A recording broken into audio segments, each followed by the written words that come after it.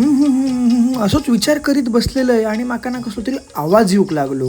नेमको कसलो आवाज तो बघूक मी पुढे कान धरून हळू चलूक लागले आणि कट्ट्यावर पोचले आणि बघतोय तर काय, अरे अक्षय तृतीयेनिमित्त गणेश मंदिर मध्ये काहीतरी कार्यक्रम. हा जबरदस्त जेवची सोय झाली. पहिलं तर प्रसाद ठेवले गणपतीकडे, कारण नवस बोललेले ना यंदा आंब्याच धोंडो जर चांगलं होऊ दे.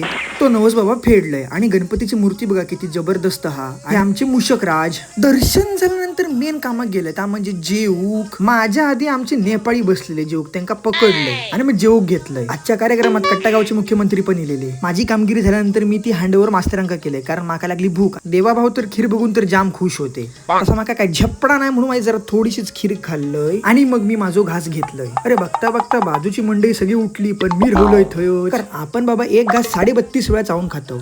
नंतर जावकर काका माका म्हणाले की बाबा माझा पण रेकॉर्डिंग कर जेवताना, बाबा गावकऱ्यांका वाटू काय ना की मी इलय. ही असं आमची मोठी आहे. रात्री होती संगीत खुर्ची, मोठ्यांची फिमेल गट आणि कट्टागावचं युथ संघटनेची म्हणजे चिल्ली पिल्ल्यांची. तर मंडळींनो अशी होती आमची गावची कोकणातली अक्षय तृतीया. कशी वाटली मंडळींनो कमेंट करून सांगा. भेटूया आपण अशाच पुढच्या व्हिडिओ मध्ये. तोपर्यंत जबरदस्त. देव बरे करो.